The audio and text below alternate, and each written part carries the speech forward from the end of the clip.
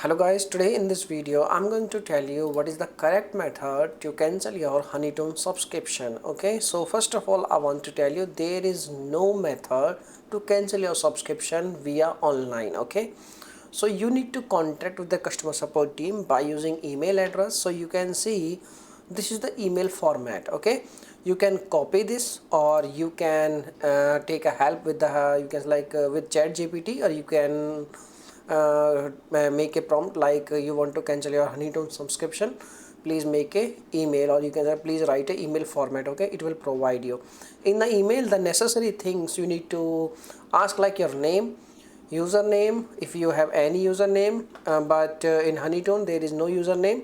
So you need to provide a subscription plan and subscription starting date, end date, and you need to ask why you want to cancel your subscription. You need to provide your answer and you need to complete this email, and you need to send this email at this email address like contact@honeytoon.com.